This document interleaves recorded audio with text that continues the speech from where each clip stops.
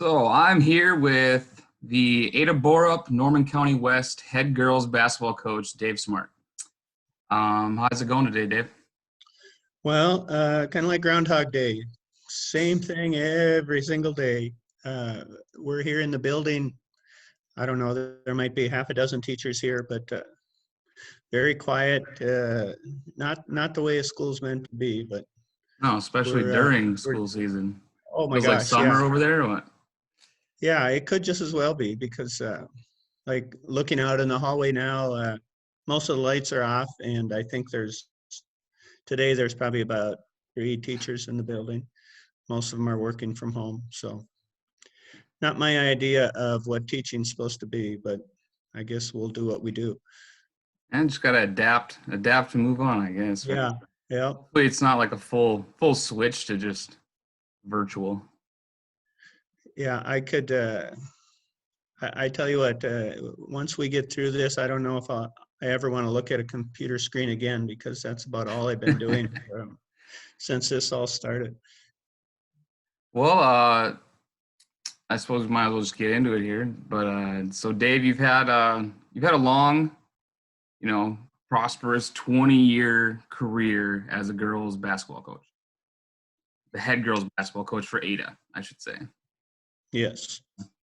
Not fully, all as one section, but you've won 3 state titles, and basically I was looking to go through like your history, how we got to this point, in year 2020. Um, like from a coaching standpoint, my history. Well, yeah, I'm gonna take it back. So you might have to use your thinking cap Oh man, real hard about you're this. gonna tap into my memory, huh? Yeah, yeah. Okay. Basically, like, I mean, have you always had a passion for sports? Oh, absolutely. That in high school, I think that was a big reason why I was in high school was sports. That's why I just struggle with these kids now with, the fact that they knew they probably weren't going to have spring sports. I think it's probably just as well we didn't have school because I'm pretty sure some of them probably wouldn't want to come to school anyway. I was that way in high school too, man. If it wasn't for sports, uh, for me, it just wouldn't have been a whole lot of fun being there. And I played something every season. Came from a small school, so obviously made that pretty easy. You didn't have to specialize, and definitely not the era of specialization we're in right now. That's for sure. Yeah, So always kept busy, a lot of fun. yeah. I guess I did like the same thing. 3 sports, 3-sport athlete. Always busy with something on to the next thing. So Yeah, your favorite sport is always dependent on the season. If it's basketball season, then basketball's my favorite sport. If it's football, then football's my favorite sport. So yeah. when did you know, like, when did you know you wanted to be a coach? When did you know you wanted to teach? Actually, in high school, I had a coach that he was our junior high coach, and then he was JV coach for a long time too. And he really instilled that love of basketball and love of sports into me. And I knew right then that I wanted to have an impact like he had on me. And I thought, God, if I could have an impact like that on other kids, that would be the coolest thing. And so he really got me started on it. And actually, some of the things he taught me, I still talk about with my kids. Just little things, but he definitely instilled the passion in me. Is that like what led you to like want to be a teacher as well? Kind of the same deal, or do you like have to be a teacher really to get into high school coaching? No, you don't, and you don't have to be a teacher to be a head coach either. You can take they give you courses that you can take if you want to be a head coach in Minnesota.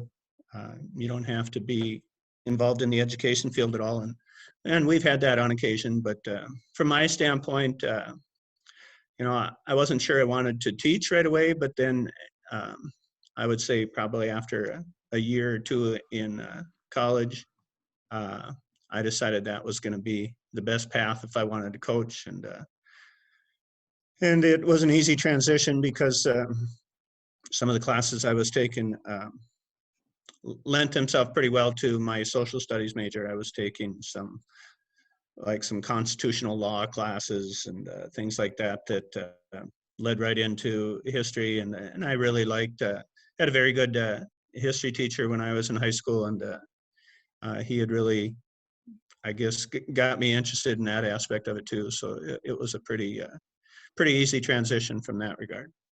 I suppose most, you know, coaches or teachers because they just have that, passion for teaching and molding young minds, I guess. Yeah, oh, I would Typically say goes that hand in definitely is. hand. Yeah, it definitely does. I think I think if you find somebody that is good at teaching, they'd probably make a good coach, or vice versa. I think that really goes hand in hand, because you are spending a lot of your time doing exactly that, especially on the high school level. I mean, a lot of our coaching is teaching. I mean, these kids don't come out onto the court as well polished athletes. They need to be taught a lot. And if one thing teaching and coaching teaches you, it is patience. And I've never thought I've had that much, but these kids, they'll force you to have patience, because if you don't have patience, you're not going to make it very long. No, I can only imagine what I put like high Yeah, school well, think my think about teachers through. think about you in high school. Yeah, Imagine how much patience your teachers had to have. yeah. Yeah. So basically you start your career off as, the head girls coach, started in 97. You coached for 2 years, correct? As the head girls basketball coach, and Yeah, switched over to boys basketball, yeah, where you did that for 3 years. and then came back, right? You came back. So what, did like going to boys just kind of feel like the next progression in a coaching career? Or what made Well, you go to that next step? at the time, the the guy that was named our head boys coach wanted me to come and coach with him. So we had coached together from the time I arrived in Ada. So we had coached together probably 7-8 years, Hmm. and in football. And when he took the basketball job, he asked me about coming over and working with him. And it wasn't that I didn't like girls basketball. I enjoyed the years I was in there, but I thought, uh, a change might be nice. I haven't I hadn't been a JV coach yet. When I came to Ada, I was a freshman boys coach, and then I went from that to assistant girls, and then from assistant girls to head girls. And I thought, it would be a nice change, and it was. I enjoyed my time. But then what really brought me back was I had my daughter's coming up, and so the year I switched back was the year my oldest daughter became a seventh grader. So that was the year I came back to the girls program. Okay, so your daughters is what got you back into the girls head coaching, just to. Yeah, I think that was a big part of it. I had been pretty active with them in traveling team basketball, and I'd worked with another guy who had a daughter in the program as well, and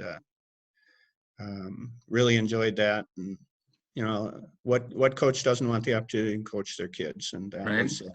that was a But big draw coming back.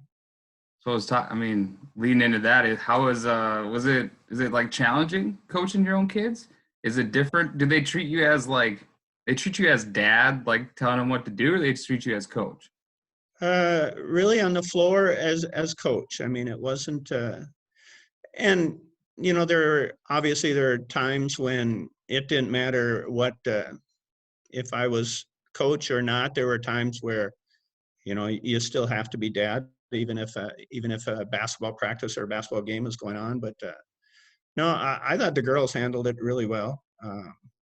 One thing that really made it possible was the fact that both girls, they were oftentimes the first one out on the floor and the last one believe, that was never an issue, the amount of work they put in and their effort. And I think that's probably what made it so easy and made it so enjoyable, was because they were as hardworking or more hardworking than anyone on the team. So that you never had to get on them for not putting out the effort. So that was and that was something we had always talked about, because especially Kelly, my oldest, flat out told her there are going to be times where you are going to take the brunt of whatever my criticism or my frustration, even if maybe you don't deserve it and some of the other girls do. You're going to get it because I know you can take it. And not everyone, not every person on the team can handle being criticized or constructively criticized. They girls especially have a tendency to take things a little too personal. You tell them they need to correct something, and they automatically think they're the worst player in the world. So you gotta handle that delicately. And one way to do that when I had my kids playing was they took a lot of that, even if it was meant for others, and they did a great job of handling it. So it made it a lot easier. So basically just them having the great, work ethic, and you explaining to them the whole situation that, it didn't really make it um, like holding them to a higher standard, because it was just kind of like, they're your girls, Yeah. And I think they understood that. If you're going to be successful coaching your own kids, you almost have to hold them to a higher standard, because if you don't, automatically you're going to have people that say, you're favoring your kids, or you give your kids a break all the time. And I know there are times when I probably went too far the other way, where I actually had players say, hey, you need to give your kids a break. Just because they're your kids doesn't mean you have to get on them as much as you do. So sometimes I maybe went the other way too far, but I would rather do it that way than ever have a player or a parent say, you favor your kids and you're only doing this because it's your kids. And despite, those efforts, I still have parents that said that. I mean, and to this day, I mean, you still have parents that they're convinced that you favor certain kids, and never their kid, of course.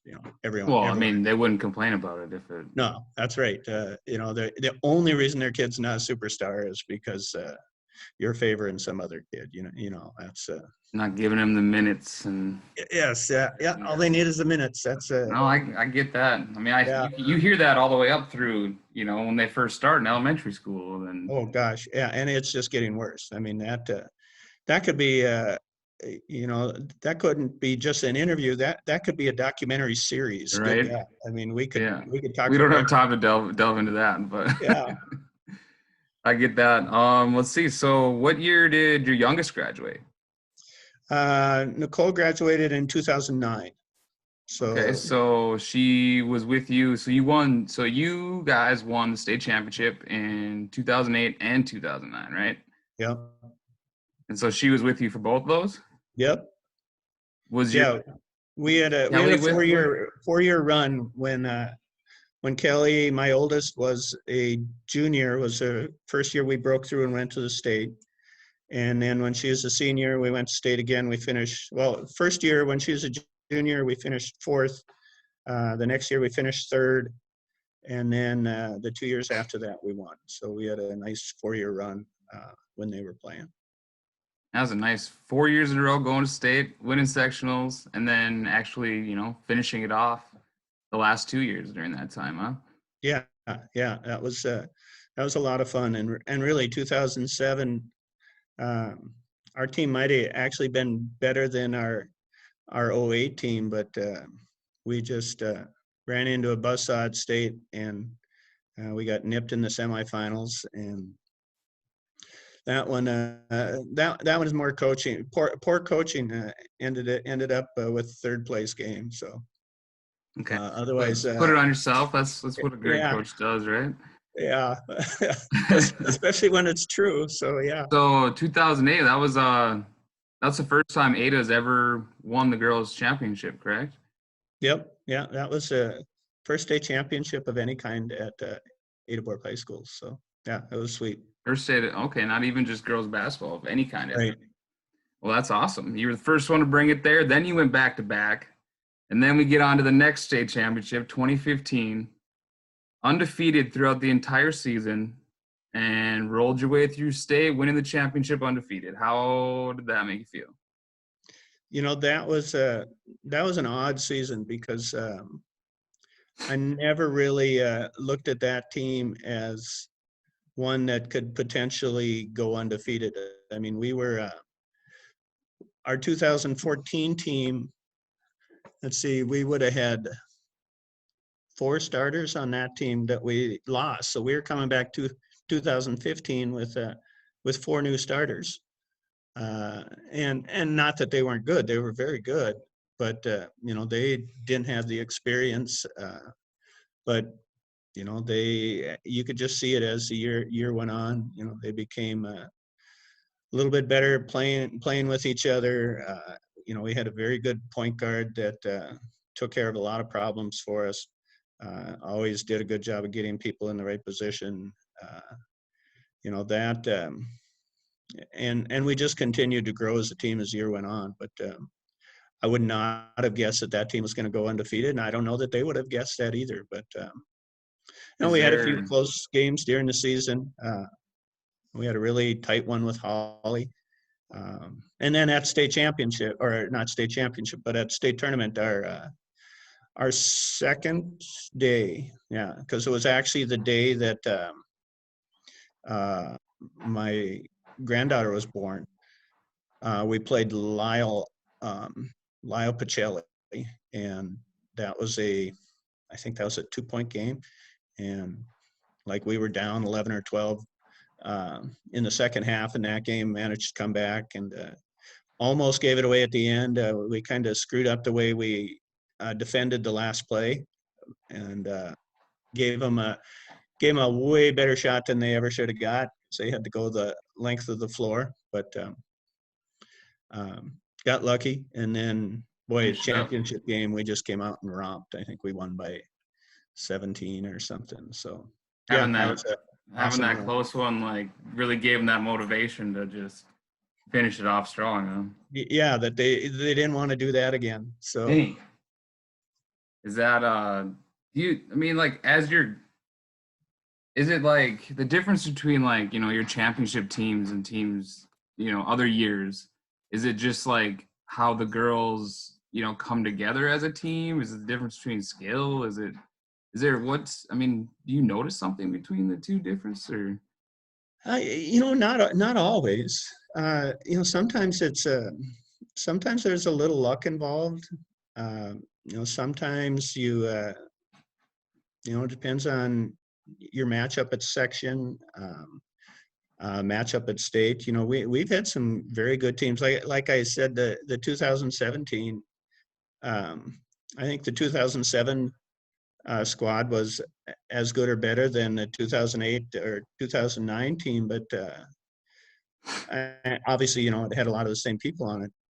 But things just didn't fall for us. And then some of our other teams, like 2014 team, they were very good. I mean, we had an all-state guard.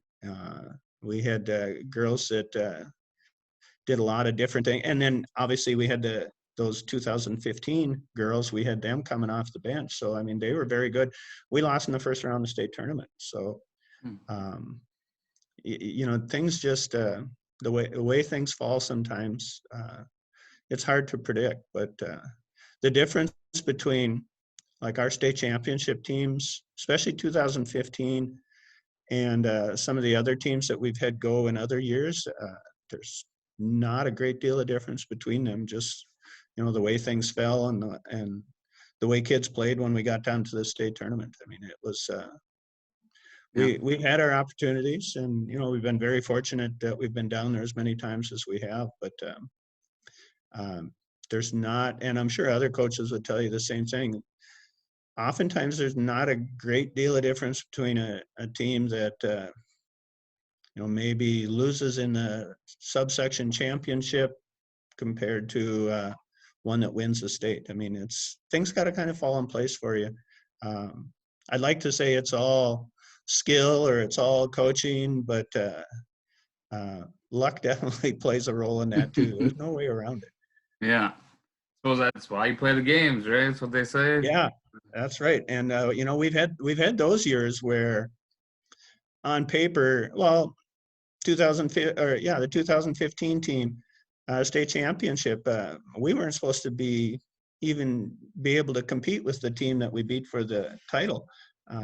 They were private school. They've been putting 80 plus points up on everybody in the state tournament, and they were the number one ranked team coming in, and their only losses were to 3A and 4A schools. So we had no business competing with them, but somebody forgot to tell our girls, and they came out and they did a lot of things that nobody thought they could do against this team, and ended up winning easily. So that's definitely the reason we play the game. Yeah, nice. I mean, it's nice being, I guess, undefeated, but still having like what you guys are number 2, right? Having that 2 ranking, so it kind of still keeps that edge on you. Oh yeah, it's not often that you come into the state championship game undefeated and you're the underdog coming in. So yeah, it was I don't know, it was maybe a good thing. That really took the pressure off us. They were the private school team that they had gathered all these girls. How those private schools recruit. They recruited some good ones. In fact, a couple of them that played at UND or are still playing there. So okay. yeah, small world. That's good. So I play them. So 2009, you took a little break. Is that basically you wanted to go out on top, or did just want to follow your girls around? Actually, yeah, I really don't think I was going to stay out. I thought I was going to stay out longer than I did. I thought, I would stay out till both the girls got done with school, but I made it a year. And Was that like one of the hardest years you had in the past? Oh gosh, yeah, it was, because it was difficult to watch the team knowing that I had no control over the situation. And just I don't know, I just really missed it. In fact, Kelly and Nicole were probably the 2 bigger pushes as far as getting me back in, because they could see how much I miss it, and despite the fact that they knew I would not make as many as their games, they both really encouraged me to get back in, which says something about them too, because with Nicole, like Nicole's freshman year, we traveled. We went to Chicago, we went to Utah, we went to, where else did we go? We went to Wisconsin, we went to Kansas. I mean, we went all over the place, and no way you actually, can do that coaching. What's that? No way you can do that while you're coaching. No, that wasn't going to work. And so we were able to, that year I took off, we were able to see both girls, both their games quite often. And I think if the pull wouldn't have been so hard, I think I would have stayed out for a little while longer, but I just couldn't handle it. And then we had an opening. Our girls coach stepped down after a year, and the opportunity was there again, and I came back on the condition that if there was a conflict, I could go watch my kids play if I wanted to. So that was kind of the agreement coming back, that if I chose to miss a practice or miss a game to go watch my kids play, that I could do that. And I thought I would do it a lot more. I did. You said that ever really happened much? Well, it happened a few times. I think I missed 2 games, maybe a couple practices here and there, but yeah, it didn't end up going as much as I thought I would. just the way it turned out. But I don't regret the decision. I think I really that was then and is now still my passion. I just love coaching, whether it's my kids or somebody else's kids. It's just it's just in me, and it drives me. And getting back to state was a driving force. Took us a couple of years, but we did get back again. Yeah, you probably, I mean, you got to, spend a year watching your kids at that, the next level, so it's probably don't regret taking that 1 year off. Probably a tough time, but.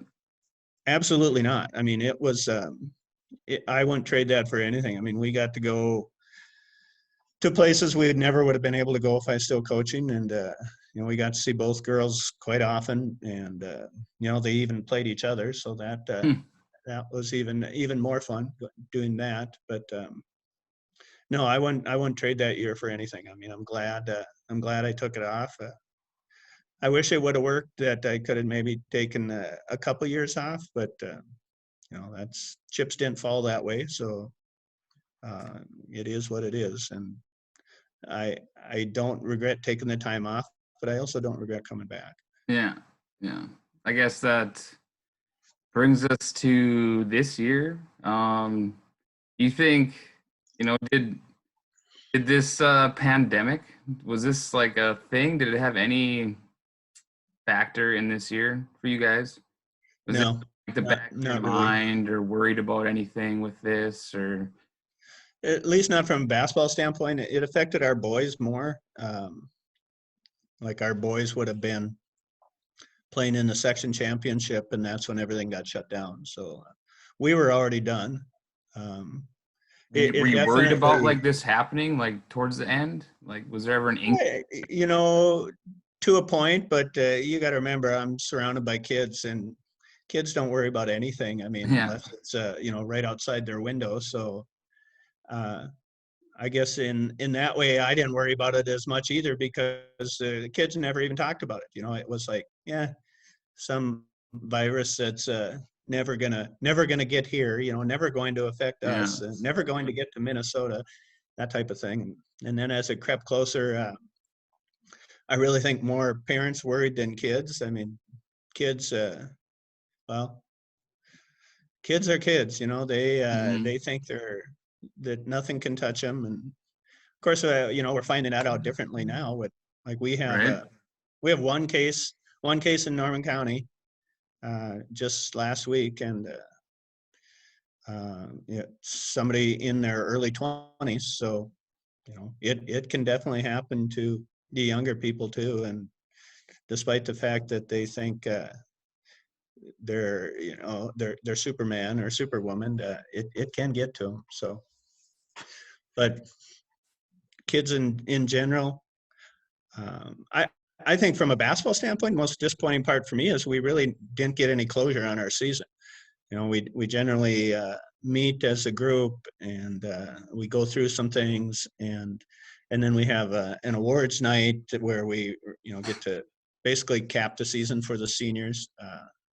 We never got to do that, and we put together a highlight video, and we don't know what we're going to do with that, because in fact, sitting in my classroom here, I have the makings of I do a book for the kids at the end of the year that has all the stats and a little breakdown of each game and our award winners. And it's just a book that I put together for probably last 15, 20 years. I don't know when that's going to be distributed. We don't know when or how we're going to show the highlight video. We've ordered the trophies, but don't know if we're going to be able to present them to anybody. Give them out, yeah. So that part, no closure to the season. And now, the whole off season is in jeopardy too. So that worries me more than anything, is because we really need that off season. And boy, if we don't get an off season, I don't know how next year's going to go. I mean, hopefully there is a next year, Yeah. See how this, we'll see how this all goes down, but hopefully it's all still there and we can get back to the norm. And Yeah. What is going to be the norm? right? The new norm, I should say. Yeah. Um, so besides like, I like you say, you do like a little book, and you you coach your girls and you teach, and like besides basketball skills for your athletes, like what do you hope that they learn from you as a coach, teacher, mentor, gain Um, their experience with you? when my kids leave my program, I'm hoping that well, they're better when they leave than when they came in. Not just as an athlete, but as a person too. And we talk a lot about that. We talk a lot about um, teamwork. How teamwork is more than just high school sports. Teamwork is something that you're going to carry with you the rest of your life. You're going to chances are you're going to work in a job that is going to require teamwork, and it's going to require some sacrifices on your part, or it's going to require you to be able to work with someone, and maybe someone you don't even care for that much, but you still have to put all that aside for the greater good. And I would like to think that um, the kids that leave our program have that instilled in them. They have that work ethic because, I laid on the line for our kids. I tell them that, like during the off season, if they're not willing to put in the work, they're going to get passed up. Because somebody will be willing to do the work, and they'll pass you up. And I think that's another thing that the kids learn is, putting in time. That if you want to be good at something, and I don't care what it is, if it's basketball, if it's piano, if it's selling houses, if it's being a plumber, being a farmer, I don't care what you're talking about. If you want to be good at it, you got to put in the time. And there's just so many kids today, and society's to blame, and parents are to blame.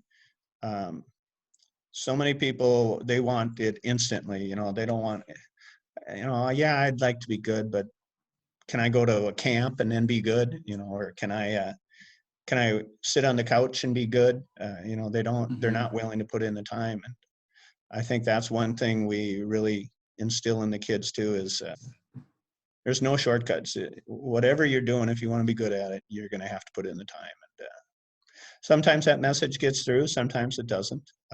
I'd like to think it gets through more than it doesn't, but um, with some kids, and again, I blame parents more than kids, because kids are going to be a reflection of their parents. And if our success here at Ada-Borup has been as much the parents' success as the players' success, because our parents have really bought into what we're doing, and they don't let their kid get off easy. They tell them the same thing. You want to be good, you got to put in the time. And that when that stops happening, we'll stop being successful, when the parents stop buying in. And to be honest, you're starting to see a lot more of that, not just here, but everywhere, where parents get too invested. Like they spent a lot of money on their kids' athletic career, and they want results. And if they're not getting them, it's got to be somebody's fault. It's can't be theirs, and it can't be their kids. So it's got to be someone else's. So I think we're seeing a lot more of that. And that is going to that's going to ruin sports. I always said AAU and JO, those types of programs are going to ruin high school sports. And I'm not backing off that statement. That's still think it's true. Well, there you have it. Sports builds character. Makes you a better person, especially if Coach Smart is guiding your kids. Yeah.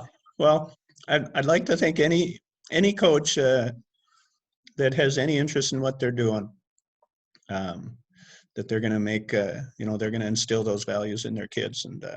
And I think most coaches do. And that's why, well, you're a product of playing sports in high school. Think back to the number of times you can look at something you did in sports that has helped you in whatever you're doing now? I mean, I can look back to many times where it showed up or it continues to show up. And yeah, I wouldn't trade sports for anything. They're a huge part of our high school and our high school education. You know, you Mm-hmm. can learn things more than in books, that's for sure. This is true. Well, I appreciate your time, and I hope you stay well and safe, and you know, the Hey, best you're for not you you're and not wearing a yours. mask or anything, All so right. Well, this right here, I'm surprised they don't make you wear masks for video conferencing. well, I'm surprised they're not making everybody cut their beards because you know they say those beards really make the Oh, mask less effective. you don't even wanna see this. I need this cover up. It's nice. Oh, how is Grand Forks getting it as bad as I haven't paid much attention to. Their numbers aren't as bad as like Fargo and Bismarck. No, no. Not near as Yeah, bad. I guess yeah, maybe that's where we should come up and go shopping is Grand Forks. right? Well, we just got hit. Like it was like yesterday. They just had like 9 people or something at LM Wind Fiber all tested positive. So they shut the place down, and they've been like, they're in the community, so it's a community one. And What is that place? LM Wind Power. So they do like the Oh, big blades for those windmills. really? Yeah. Wow.